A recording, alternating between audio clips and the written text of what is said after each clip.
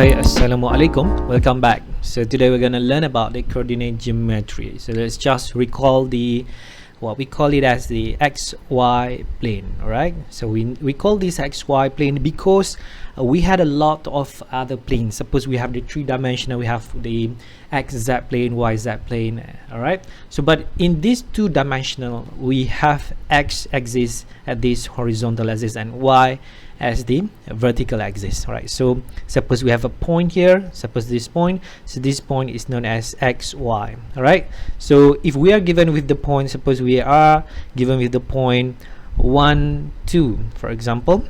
All right, so 1 is actually on this x-axis and that 2 is actually on the y-axis. All right, so this is 2, something like this. All right, so this is the XY plane. All right, and we should know about the quadrant, right? So on the XY plane, because the y-axis and the x-axis can be like this, so this part which is in both x and y are positive values, therefore we call this as the first quadrant. But in the second quadrant, the x values is negative but y values is positive. In the third quadrant, both x and y value are negative, and in the fourth quadrant, x is positive but y is negative. All right, so recall that if we have the quadrant, so it starts at this and we go this way, which is anti-clockwise. Right, now let's go to the concept of x-intercept and y-intercept. We should recall that when we have the x-intercept, meaning to say that on this x-axis, the x-intercept meaning that this graph y equal to fx will intersect with the x-axis, meaning to say that this is the x-intercepts. All right, so to get the x-intercept, actually we should know that on this y-axis at this on this line, y is actually equal to 0. So we should know that when we have x-intercept, y is actually equal to 0. All right, so suppose we have this type of suppose we have this for example, we have fx equal to x squared minus 4. So to get the x-intercept, so we know that when we want to get the x-intercept, meaning that y is equal to 0, since this one y is actually given by x squared minus 4, therefore we will have 0 is equal to x squared minus 4 and x squared is actually equal to 4.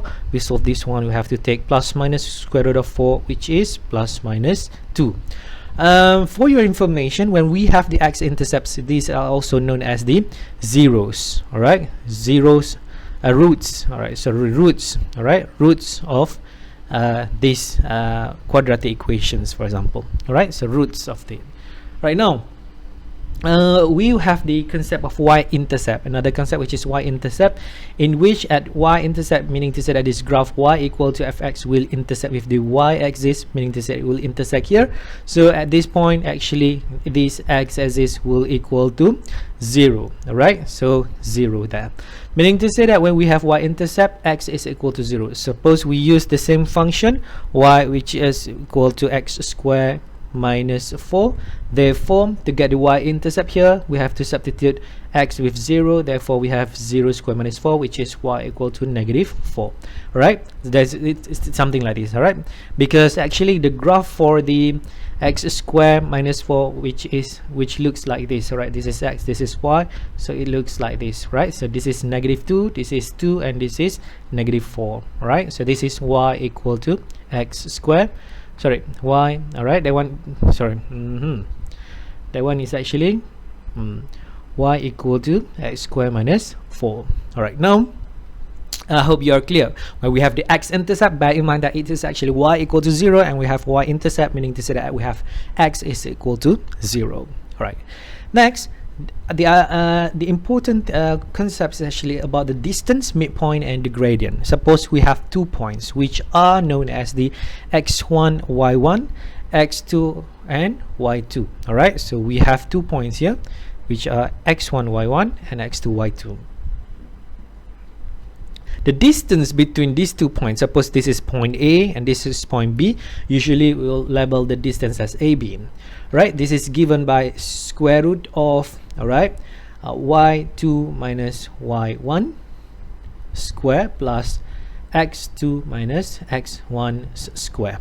Right, so this is the formula for the distance. All right, why do we have something like this? All right, suppose we have this is actually right. All right, we know that here is actually y2, here is actually y1, therefore the distance here is actually given by y2 minus y1. All right, at this actually we have the distance here which is given by x2 minus x1. Why? Because we have actually x2 here and x1 is actually over here. So we know that the length here is actually, all right, highlight in yellow color, y2 minus y1, and this one is x2 minus x1. You know, you have to use the Pythagoras theorem. Suppose we have a, b, to get this c is actually given by, which is square root of a square plus b square, because c is the hypotenuse. So the same goes to this. In this case, a is actually y2 minus y1 and b is actually x2 minus x1. That's why we have this formula. Right, so this is the formula for the distance. Right, now we are going to go to the concept of the midpoint. The midpoint is actually the middle point, which is between the a and b, so somewhere around here. So how to get this midpoint? So because it's a point, so it should be in a coordinate form. Right, so we have the x coordinate and y coordinates. So to get the x coordinate, we just need to add this, what do we call, x with x and y with y.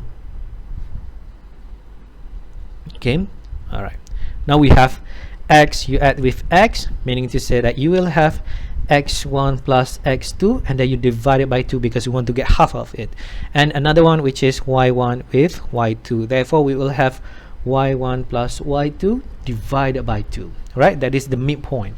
Suppose we have a, m is the midpoint. Right, we should know that the length between a and m should be equal to the length between m and b. So when the question gives you am which is equal to mb, so we know that m is actually the midpoint. So this is the concept of the midpoint. Now we're going to go to the concept of the gradient. So the gradient is actually, usually we label gradient is the slope, right? All right, the slope, right? So usually we label as m, and the formula for m is actually given by y2 minus y1 divided by x2 minus x1. All right, and we should know that the m values, if the graph is, if the straight line is somewhere something like this, so m is actually a positive, but if your graph tends to the left side, so it actually, all right, this one is the value of m, it will be a negative value. All right, let's look at after this we'll look at the examples, and then I hope you get the idea how to use these formulae. All right, now we should know that if we have a square, a rectangle, a rhombus, right, and a parallelogram. A square means that all, what do we call, all sides have the same length. Right, the rectangle will have two sides with the same length. All right, the rhombus will have a parallel, right, two pairs of parallel lines which are of the same length, and the parallelogram will have two pairs of parallel, but not all of them are of the same length. Right, now we should know that the diagonal, all right, suppose when we talk about the diagonal, meaning that we have this straight line which is something like this, so that is the diagonal, and this one is also the diagonal. Right, now we should know that this, what do we call, intersection, right, so intersection of the diagonal, right, of the diagonals, we have two diagonals there, of the diagonals is the midpoint. All right, is the midpoint of each diagonal. All right, of the diagonal itself. All right, meaning to say that if we find the intersection points here, this is actually the midpoint between these 2 points and also these 2 points. All right, so there are the midpoints. Right, we should know this. All right, because there are some questions that we need to use this concept. Now let's try to solve some questions here. Suppose we have 2 points, which is a, -3, -1, and b is 1, 2. So we need to find the distance of AB. So we just need to use the formula for distance. So we know that AB, which is given by the formula, right? Write the formula first. x2 minus x1 square plus y2 minus y1 square. All right, now we have x2 minus x1, so 1 minus negative 3, so 1 minus negative 3 square, with plus with the y2 minus y1, so 2 minus negative 1 square. So we simplify this one, that one will be 1 minus negative 3 will be 4 square, plus with the, what do we call, 2 minus negative 1, which is 3 square. So that is actually given by 5. So the length of AB is actually 5. Okay, you can use your calculator and try to solve this one. All right, now we need to find the midpoint between A and B. So to find the midpoints, we have to use the formula. All right, suppose M is the midpoint, so we should know that the midpoint should be a coordinate.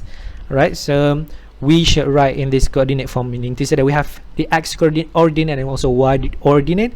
So we just need to add the x with x, so we have the negative 3 plus with 1, we divide with 2, and another one, right, we will have this y with y, so meaning to say that we'll have negative 1 plus with 2 divided by 2.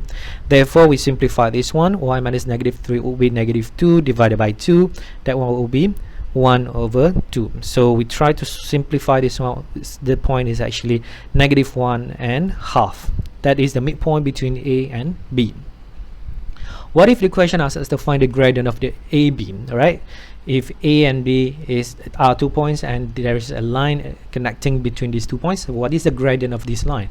So to find the gradient, we have the M, which is y2 minus y1 divided by x2 minus x1. So this is actually y2 minus y1, 2 will be minus negative 1 divided by 1 minus negative 3. Right, so we will have 2 minus negative 1 will be 3 and 1 minus negative 3 will be 4. So 3 over 4 is a positive gradient, meaning to say that the graph is something like this, right? So that is A and B. All right, connecting A and also B, something like this. All right, now we are done with this one. So we have seen the concept of the distance, midpoint, and also the gradient. So we used the formula already.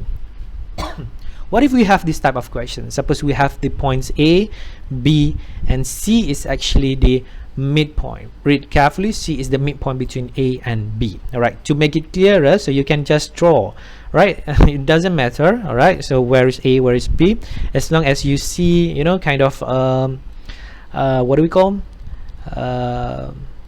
you can illustrate this using the geometrical illustrations. So CR4. Right, now we need to find, all right, so it says that C is the midpoint between A and B, so find R and S. So because we already know that the formula for the midpoint, all right, so R for the midpoint is actually given by, right, we add these two, 1 with 9. All right, 1 with 9 will be 1 plus 9 divided by 2, and then we should add the, what do we call, this S with the 10. All right, so we have S plus with 10 divided by 2. All right, by comparison, so we compare R, this is actually equal to this one. All right, so R is actually equal to 1 plus 9 divided by 2. So 1 plus 9 divided by 2 is actually 10 divided by 2, therefore R is actually 5. But for the second part, which is this one, so we compare this 4 with S plus 10 divided by 2, therefore we have S plus 10 divided by 2 is actually equal to 4. We need to solve this linear equation, so we'll have something like S plus 10, which is equal to 8. S is actually equal to 8 minus 10, therefore we'll have S equal to negative 2. So we found the values for R and S in this case. All right. Right, let's look at this last example here. So we have to solve this. We are given with A, B, and C. Right, so we have to find the value of M if A, B, and C lie on the straight line. Suppose we have the straight line, A here, B here, and C here. Right, so we should know that if A, B, and C lie on the straight line, so we should know that the gradient for AB should be equal to gradient of BC. All right, so we can find the gradient of AB should be equal to gradient of BC. So this is our intention, right, to get the value of M. Right, so we know that the formula for the gradient, which is given by y2 minus y1 divided by x2 minus x1. Therefore we have the first one, we consider this part, so we have 6 minus 2 divided by 7 minus 5. All right, this is actually equal to, now we are going to consider the gradient for BC, which is m minus 6 divided by 10 minus 7. Right, now we have to simplify this one. 6 minus 2 is actually 4. 4 divided by 2, which is given by m minus 6 divided by 3. So now we have 2, which is given by m minus 6 divided by 3. You multiply this 3 to the left side, therefore we have m minus 6. Right, this is actually equal to 3 multiplied by 2, which is 6. So m minus 6, which is given by, all right, so now we have 6 plus 6, which is 12. So we have the value for m, which is 12. In the next question, we need to find the distance for BC. All right, so we know that the coordinates for B is 7 6 and the coordinate for C is actually 10 12. All right, so we just need to find the distance using the formula. So the formula is given by this. All right, so x2 minus x1, so 10 minus 7, so 10 minus 7 square plus with the 12 minus 6 square. All right, so we have, right, so 3 square plus with 12 minus 6 will be 6 square. All right, so this is actually given by 9 plus the 36. So 9 plus with the 36 will give us the 45. So square root 45 is the length for the distance between the points B and C. All right, so these are the important concepts in this coordinate geometry. In the next video, we will learn about the straight line, in which we'll use the concept of the gradient, which is given by y2 minus y1 divided by x2 minus x1. Very much, a lot, right? So don't forget this formula for the gradient. So see you in the next video. Thank you for watching this video.